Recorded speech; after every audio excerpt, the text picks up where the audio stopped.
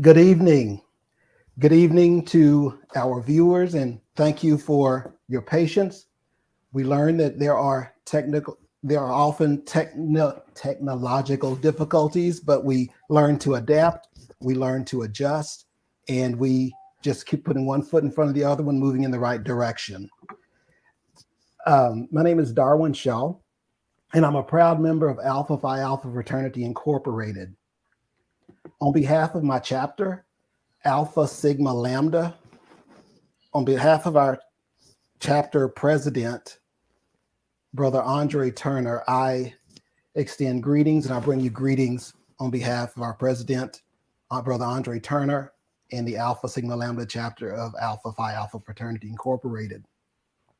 Within our chapter, Alpha Sigma Lambda, we have a mentoring program, Alpha Merit. Alpha Merit, we work with males from grades 5 through 12th grade. We provide mentorship. We provide different programs, community service, entrepreneurship programs, and just so many different things that we think will impact in a positive way the next tomorrow's leaders. I have the privilege of serving as the chair of the Alpha Merit Committee. And tonight's program, Conversation with Chief Garcia, it came about late last summer, early fall, when Brother Enobakhare had advised that Chief Garcia would like to do something with Alpha Merit. Due to the pandemic, we've been virtual for the most part. And as the year was winding up, it's like we still want to take Chief Garcia up on his eagerness and his willingness to participate and to share some information to our young men. So what we've done is we've reached out to the Alpha Merit scholars, and they've submitted some questions that Brother Enobakhare is going to be presenting to you, Chief Garcia, and we are excited about it. Chief Garcia, again, thank you for joining us. For those who don't know, because we are streaming live and not everyone may be from Dallas or from Texas, Chief Eddie Garcia is the 30th police chief for the city of Dallas. He accepted this position in 2021, and in doing so, he has the distinction of being Dallas Police Department's very first Latino chief in the 140-year history of the Dallas Police Department. Prior to serving as the chief of Dallas, he served as chief of the police department in San Jose, California. He has more than 30 years of policing experience. Chief Garcia places tremendous values on public safety and community engagement, with the understanding that the police cannot do it all. He has a mission to make Dallas one of the safest cities in the country. Thank you, Chief Garcia, for making yourself available for our conversation with you tonight. Hey, it's my pleasure. Thanks for having me. Thank you. Moderating tonight's conversation is Brother Enobakhare, Brother Jesuorobo Enobakhare. Brother Enobakhare currently serves as the chairman of the Community Police Oversight Board for the city of Dallas. He is the founder and the mind behind Jesuorobo's Thoughts, which is an informative blog that covers an array of topics, including politics, social injustices, and other current events. As a passionate community leader and an activist, Jesuorobo has served on the Texas Democratic Party's executive committee. Brother Enobakhare is a spring 1991 initiate of Alpha Phi Alpha Fraternity through the Tulane University chapter. Within Alpha Phi Alpha, he serves as the chapter advisor to the Iota Kappa chapter located at Paul Quinn College, and he leads the fraternity's social action efforts for the District of Texas. He's a member of the Disciple Central Community Church. When Brother Enobakhare is not busy serving, he enjoys spending time with his family and friends, movies, reading comic books, and all things sci-fi. Brother Enobakhare, thank you so much for connecting Alpha Merit with Chief Garcia, and thank you for lending your talents to moderating this conversation tonight. It's a pleasure. Well, thank you. And with that, I'm going to turn it over to you so that you two can have this dialogue, and I will return later in the conversation. Well, Chief Garcia, thank you again for this time. I know being a chief of one of the largest cities in the nation, one of the largest police force, you keep your hands busy. And one of the things that the audience doesn't know is that although we're meeting tonight, as busy as you are, you still made time. Since you've been chief for a little bit over a year, you've made a point to meet with me monthly, almost the entire time you've been here, with a few minor exceptions. So I appreciate that, Chief. But we'll go ahead and get it started. The first question we have here is define the qualities that make up a good police officer. Well, we look at our police officers, and first and foremost, they're part of our community. We are part of the community. It's not an us them. We're part of the community. So when you look into our community and you see the qualities we need individuals. We need men and women that have empathy. We need a diverse group of individuals. We need people that care, that have feelings and care about the situations our residents are going through. We have to be guardians. There's no question about it. We have to ensure that our community knows that we're here to protect them. That we all raised our right hand. And oftentimes, unfortunately, has been shown in the city of Dallas, men and women have given their lives to the residents of the city. You need bravery. There's no question about it. Because there's sometimes, although we are guardians, there has to be times, unfortunately, there's a criminal element that exists that oftentimes men and women also have to have a warrior mentality to survive and to protect with their lives the community when that happens.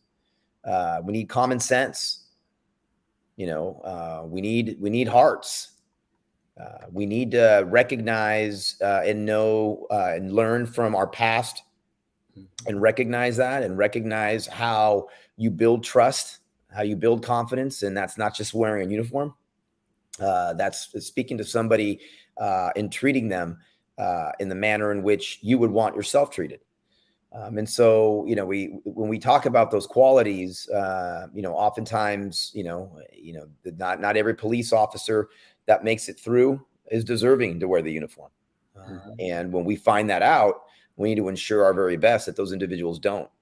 But I would say those are some general characteristics and qualities that make up a good police officer. Thank you, Chief. Next question. Does the Dallas Police Department or any of the independent school districts in the area have programs for teens interested in law enforcement careers? Absolutely. We have a great program that's called the P-Tech program. And currently we partner with Bryan Adams High School, Carter High School. And what that program is for students that want a career in criminal justice, and particularly in law enforcement, that by the time they graduate high school, they not only have their high school diploma, but they have their AA degree. So the minute that they graduate from high school, they meet our educational requirements.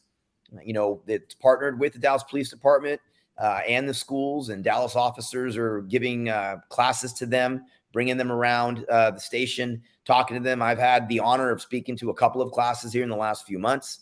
But the beauty of that for us is particularly the diverse group of students that we see from our neighborhoods and from the neighborhoods that are impacted by crime. There is no greater recruiting tool that I believe we have. I wish there was a P-Tech program when I started, but that is the number one program that I see that we partnered with DISD to get kids involved in our P-Tech program, and it's been very successful. So how important is it to have police officers, rank and file, that come from the communities that you police? Oh, it's incredibly important. It's important from the perspective that oftentimes, in our neighborhoods of need, in neighborhoods that are impacted by violent crime, unfortunately, to get individuals that have the that have the, you know, the fiber to be a police officer, but that to also have grown up in difficult environments, so that when they can come back out of the academy and into communities of need, they already have a built-in understanding, where some officers, you know, we're not robots, and you have to learn. You know, I'm a different police officer today than I was when I was 21 years old when I started. But oftentimes, you know, some of these students and individuals that have grown up and have struggled, and then for them to pull themselves through and to get through their program and then to be a police officer and to come back and serve those communities, that's a precious gift. And to be a police officer that's from that neighborhood, that knows the history of those neighborhoods, is invaluable, absolutely invaluable.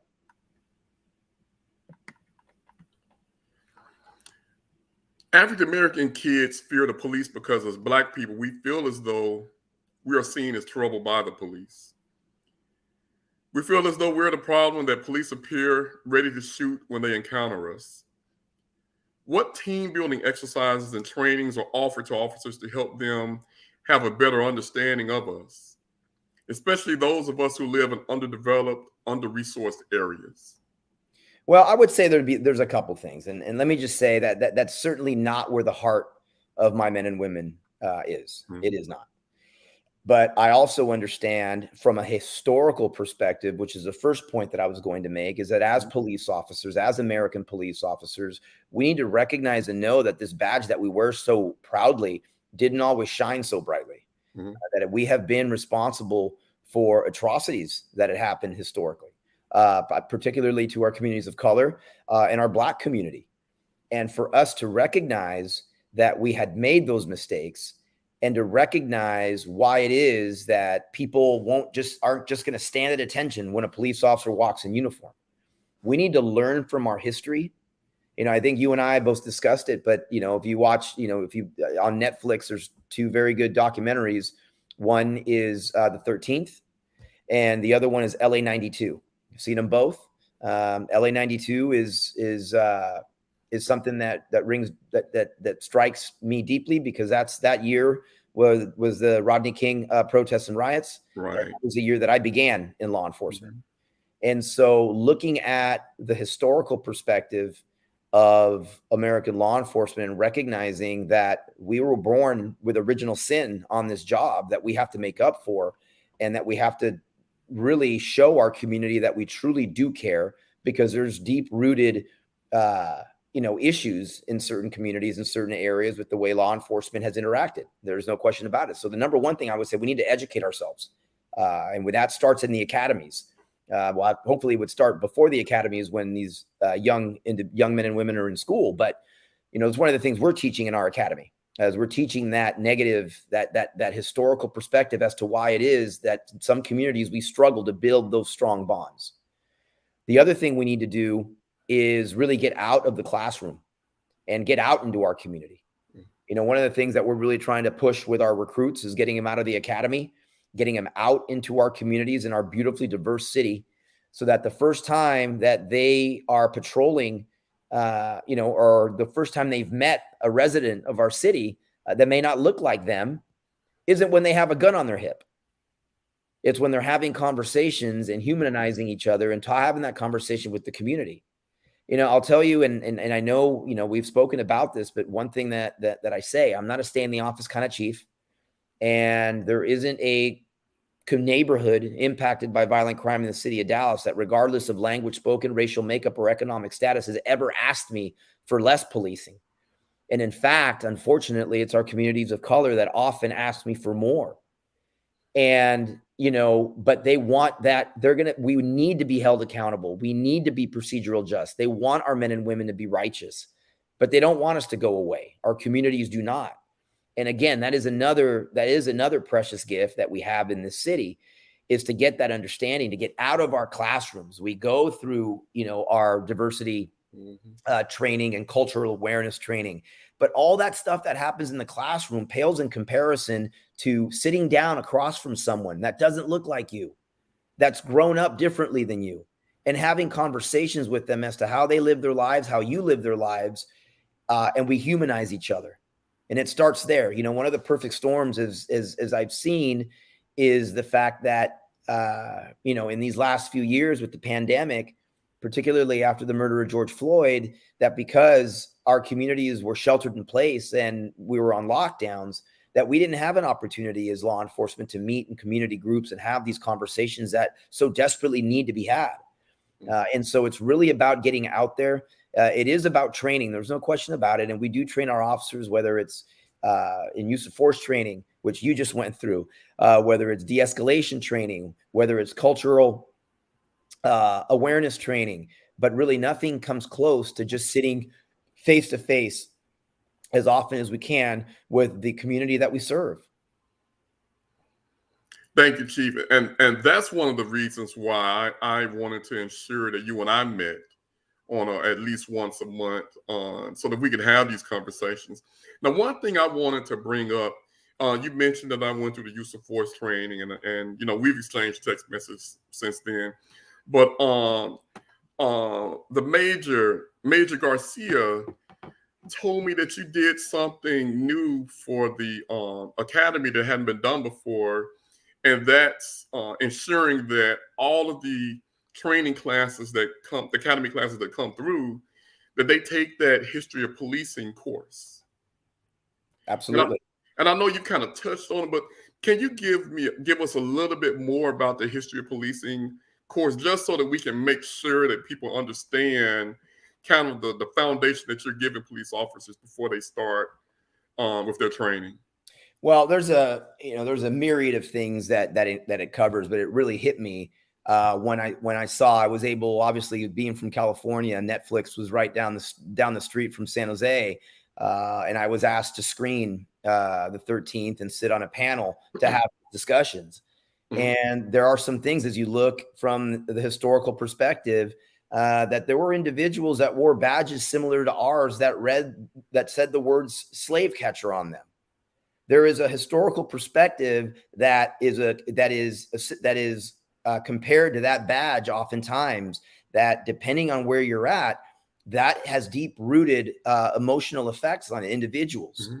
You know, when you look at a lot of the issues that have happened in America, whether it be Freddie Gray, whether it be Michael Brown, whether it be George Floyd, you know, whether it be Rodney King, just to name a few, I think we concentrate often too much on the actual incident, and we don't recognize and realize that oftentimes in certain communities, that was the tip of the iceberg, that there was a historical perspective on the fact that communities were underserved and over-policed, and there were things that occurred from in that fashion.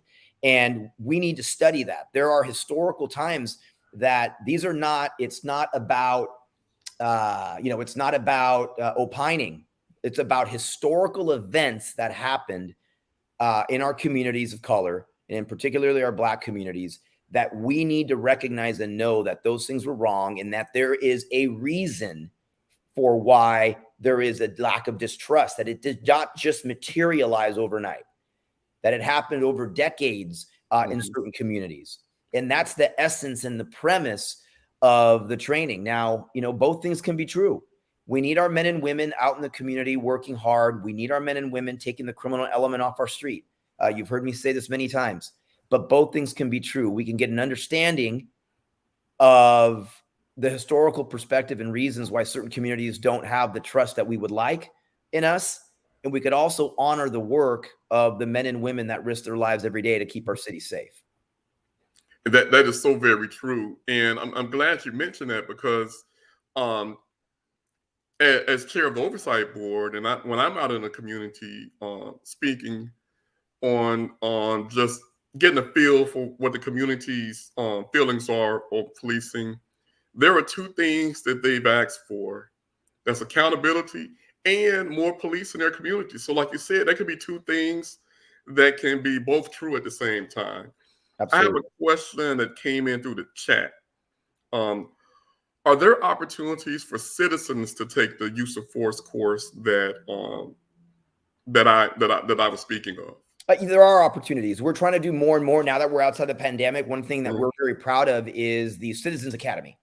So Mhm. what we will do is we'll actually hold an abbreviated type of academy that we put our community through, that kind of runs them through a lot of the trainings that we go through. And in addition to that, a lot of the use of force things that you did. So we're starting to get that out more.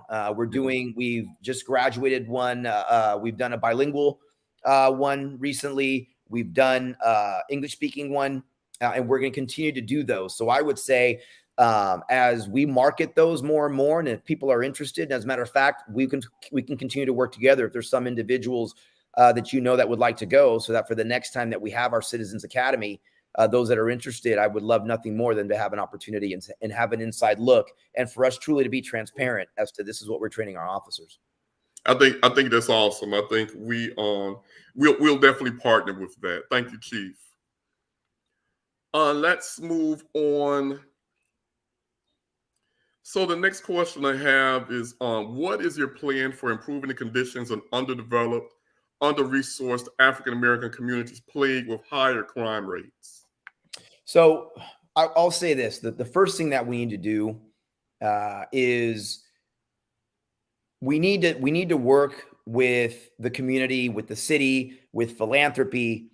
And there's a good story that goes along with it on looking at and reinvesting in our community. There's no question about it. But the first thing the police department needs to do is do our very best for individuals to not be victims of crime.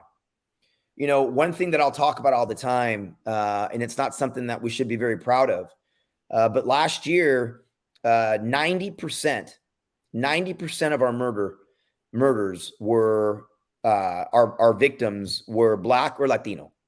Over 60% were Black and 30% Latino. 90%.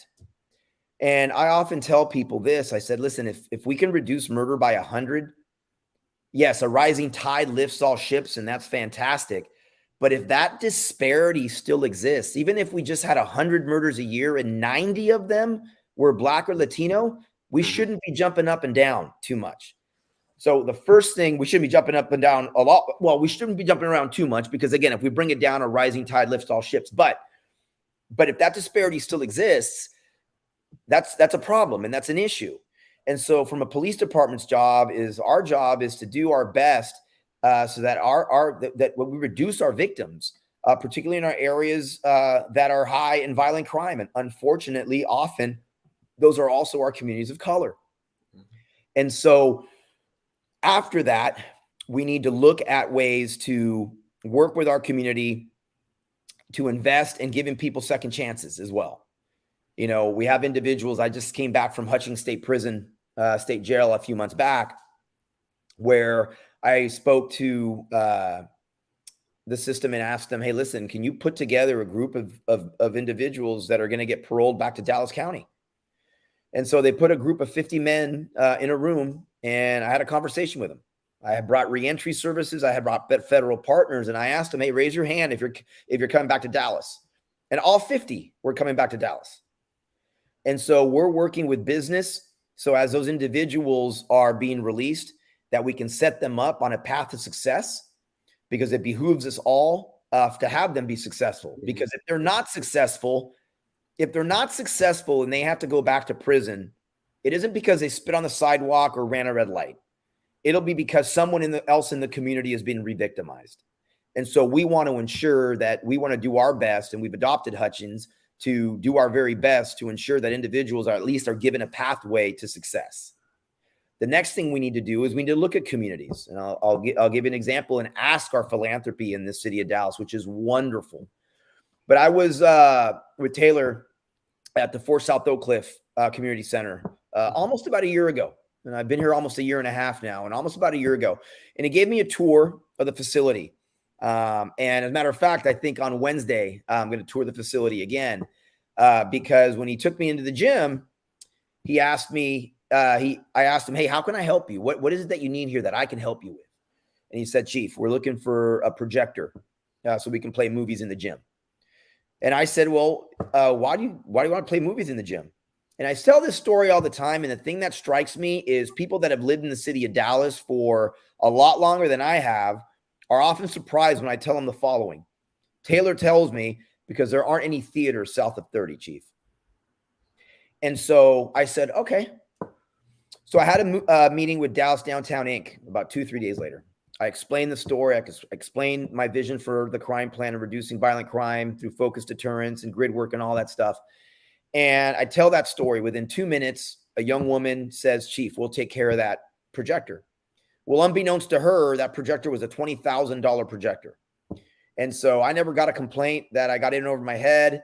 I never got, hey, I can't afford this. She got together with her mom and they came up with the 20 grand that was needed for that projector.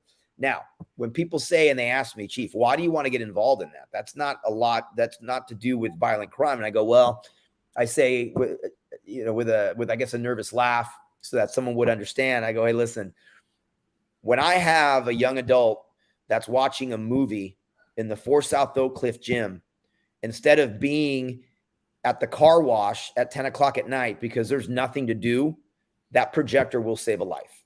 I said, I don't know how many slides it'll save, but that projector will save a life. And so as a department, we're trying to change our paradigm a little bit to not only look at how we can impact violent crime, but how we can also look at our communities and reinvest in them as well. We just came back today from Brian Neely Elementary School, which is near one of our most impacted violent crime grids in the city, to give kids books. And this is now like the fourth time we've gone out there to give them presents or books, because the first time our kids see us can't be in a moment of crisis. And so we're looking at our own as to what we can do more of when it comes to thinking outside the box, so to speak, because we're not going to arrest our way into a safer Dallas. So we're going to need all of us to look inside our own sphere of influence and say, okay, not only I have to make sure that I got to do my best to keep people from dying today, but at the same time, that doesn't mean that I can't be looking at opportunities to partner with philanthropy to try to strengthen neighborhoods and make them a little stronger. And I think if we all looked at it from that way, we could move the needle. I think that's great, Chief. One thing I do want to say, let me know the next time you're going to a school to deliver books. I'm going to match your donation with some comic books. All right. Oh, well, see, I'm glad I didn't. They would have loved your comic books. Yeah, I'm going to match you with some comic books. They probably would have loved your comic books a little bit more than the regular books, but it was, but seeing the smiles on their faces and, man, there's no secret to what we have to do in our community, and that's just be present. We got to be present, and we got to back up what we say. And it's been a tremendous partnership with Brian Neely. And I think one of the key things you said is reinvesting in our communities, because of the fact that you're right. Imagine if there was 1 or 2 movie theaters south of 30.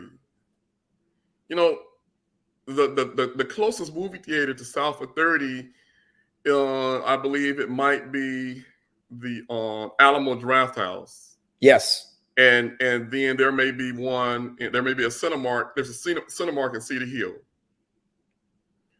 But you know what? What if you had a movie theater in your community that you could walk to, or that the parent could drop their kids off at? No parent is dropping their kids off at the Alamo Draft House, or driving all the way to Cedar Hill to drop their children off.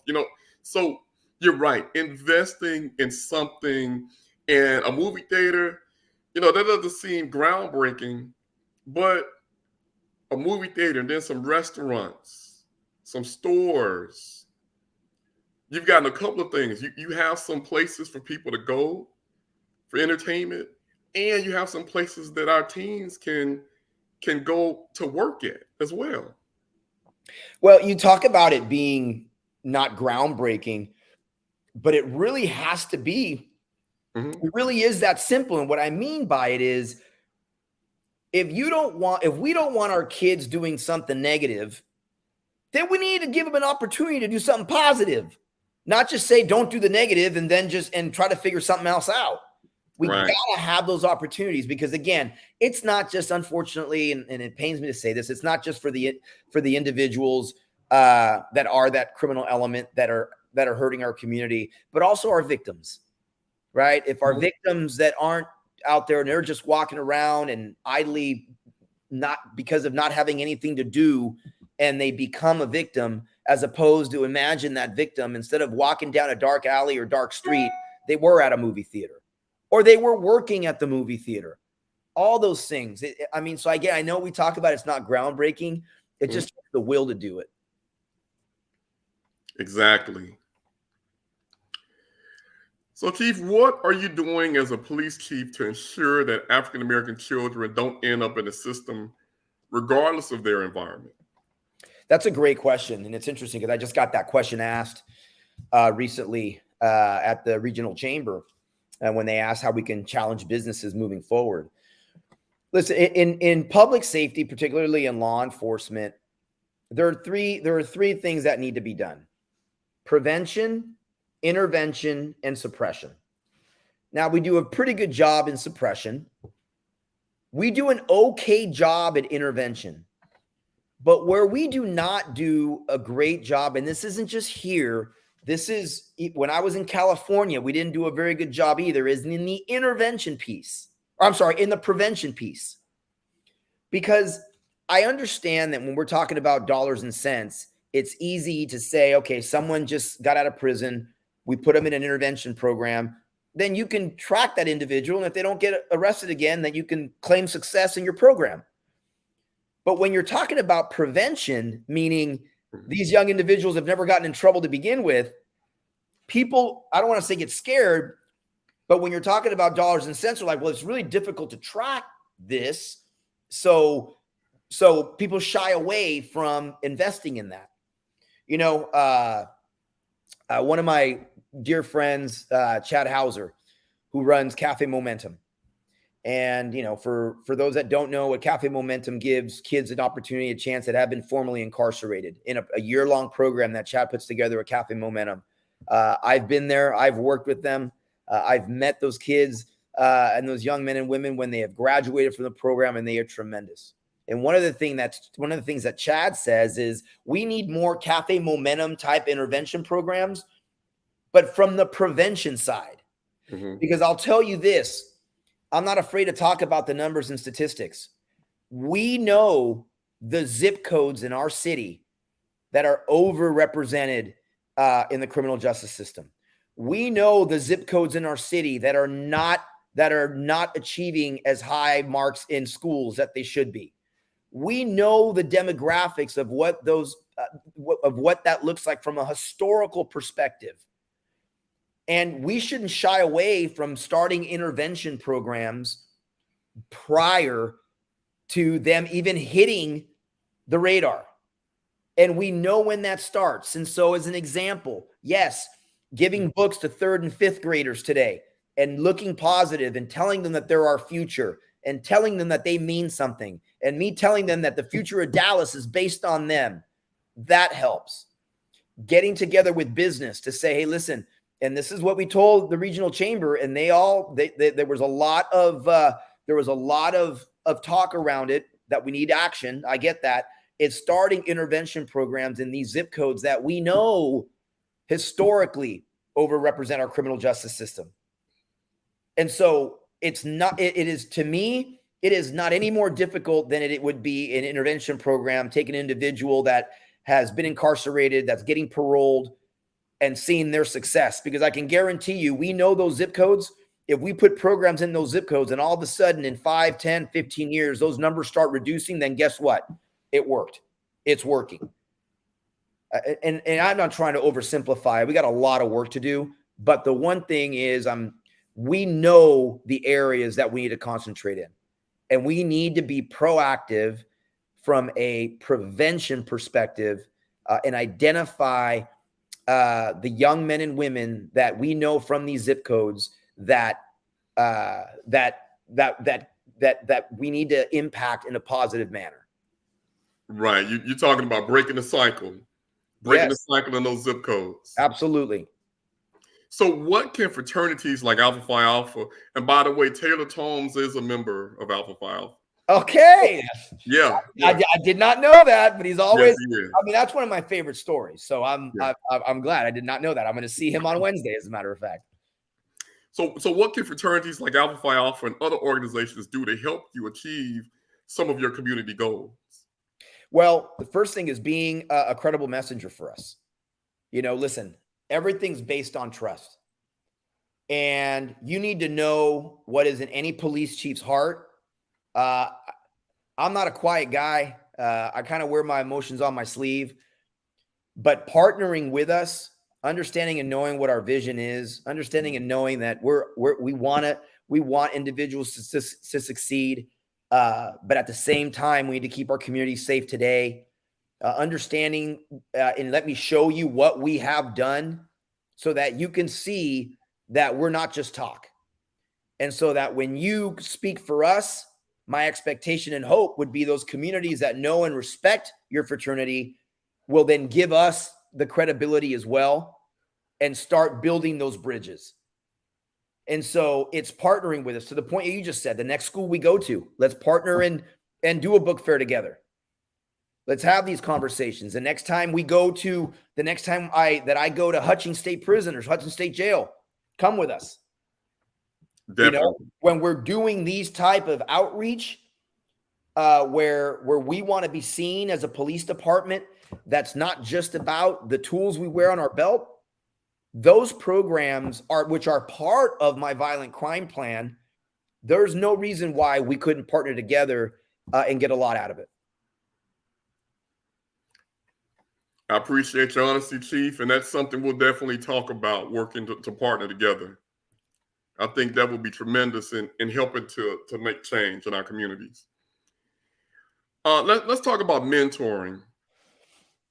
Is there a mentorship problem? Is there a mentorship program in place between the police and children from underdeveloped and under-resourced areas that can assist in lowering the rates of Black children that end up incarcerated?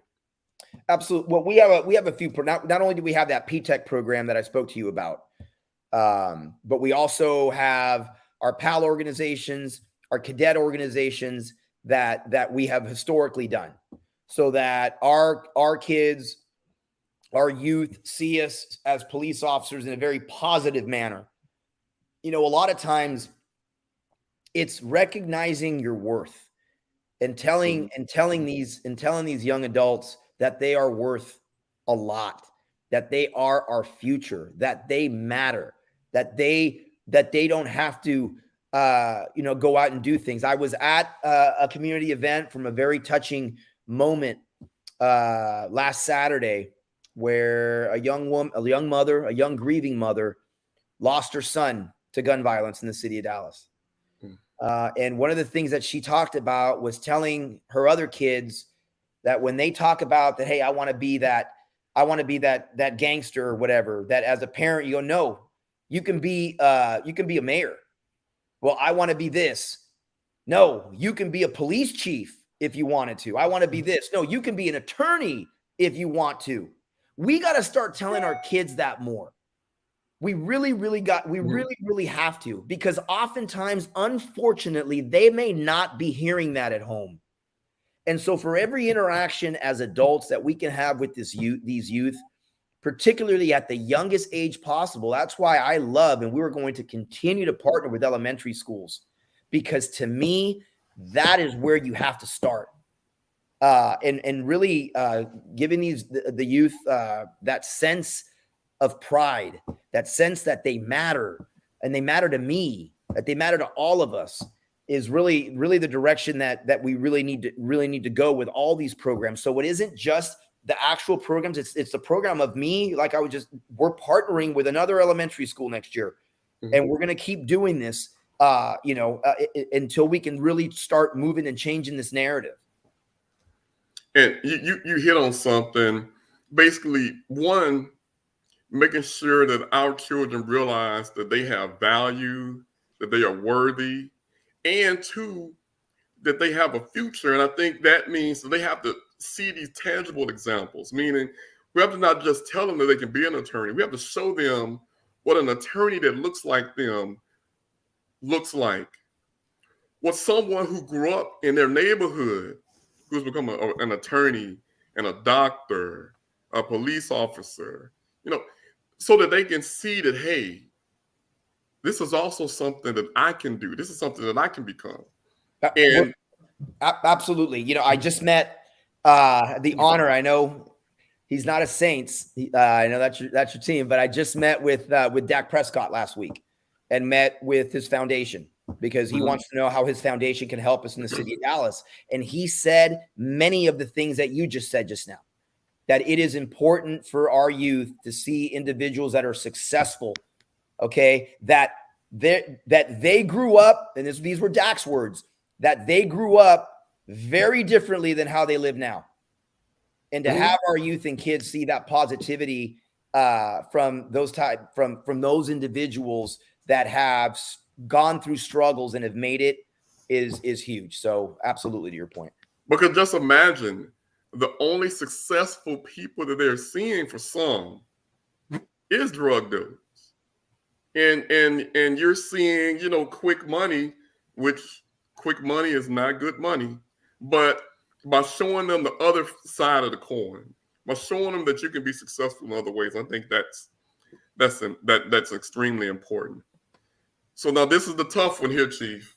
This is the tough one. With what you know now through your career and your life experiences, what advice would you give 18-year-old Eddie Garcia?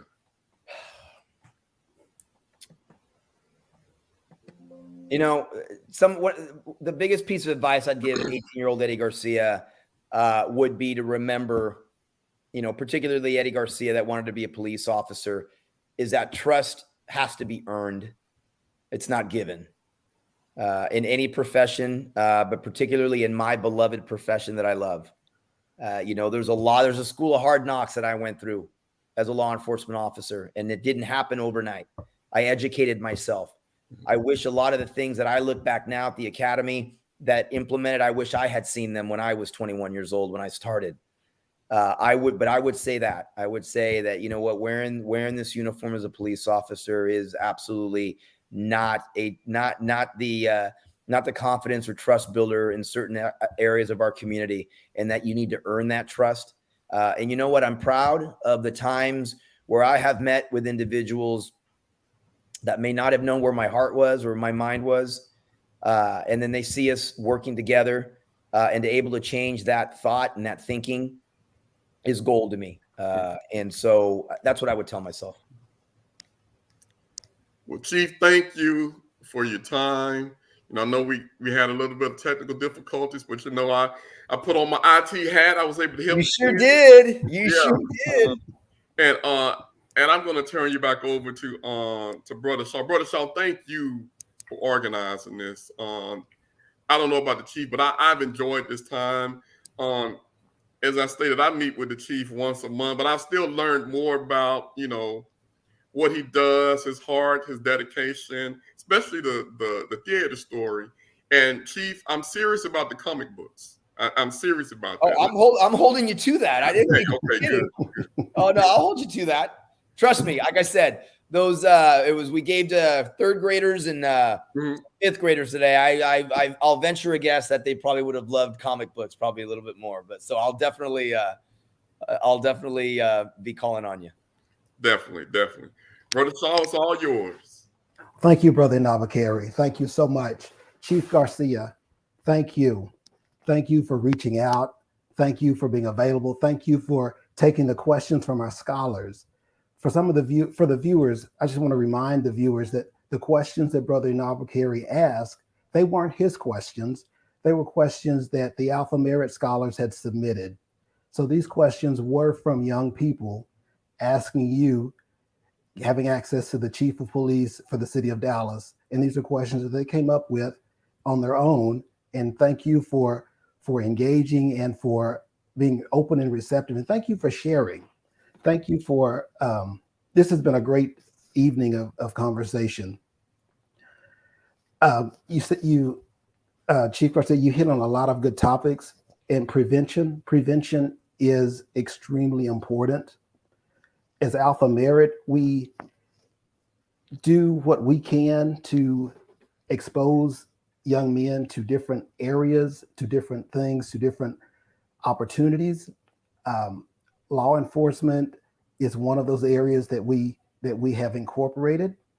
And it is so true, you know, sometimes we just need to be able to see what we can be, and we need for our young men to see what they can be. And Alpha Merit strives to do that year in and year out by introducing our scholars to different programs, to different individuals, to different facets of life and different paths to be successful. Absolutely, education is essential, whether it's, in entrepreneurship. There's so many ways to be successful. And I thank you for, coming into Dallas Police and using the Dallas Police Department to reach back. And I like what you said about a rising tide rises all or lifts all ships. That's so true. So true. I'm not sure if there are other questions, but a question I would have for you, Chief Garcia.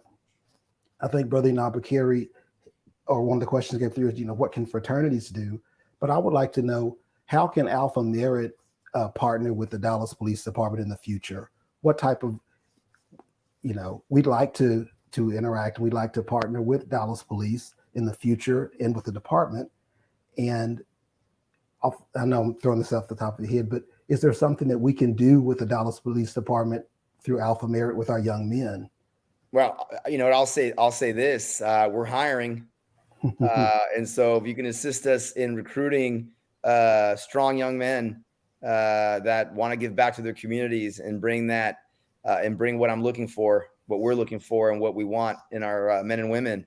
That's one thing off the top of my head that you have access to. The other thing, again, we can get together. I know as we meet, we meet monthly. Again, we talked about a little bit, whether it's partnering with the elementary schools or partnering with our high schools, coming out and doing more outreach, working with our PAL program, what have you. But we certainly will have some ideas. I'll never say no to help from an outstanding group such as yours that wants to join us in making Dallas safer and building stronger community ties. So let me wrap my head around a little bit, but I'm sure we'll come up with some things. But I will throw out again the recruiting, that issue. Great. We have a question here. What is the age requirement for Dallas Police Department? And I know there are different professions within the department, but for the police, for the purposes of policing, what is that age requirement? 21. 21. Okay. And are in other areas that people can, or young men and women can be a part of with Dallas Police? Do you have some suggestions for that, or some options? They can be explorers and explorer cadets that we have, where they do activities, they train. They have competitions with other agency explorers that they have, and they can go on and ride-alongs with officers when they reach a particular age. Our PAL program, our PAL boxing program for our youth is something that's a great program that we love to partner with our Parks and Rec and our officers as well.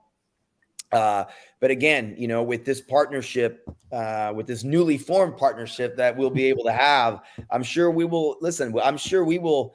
I stay up at night thinking of ways as to how we can do more outreach and better outreach. So I can guarantee you that there'll be some more ideas coming your way. Great. And I know there are some schools that Dallas Police Department is looking at.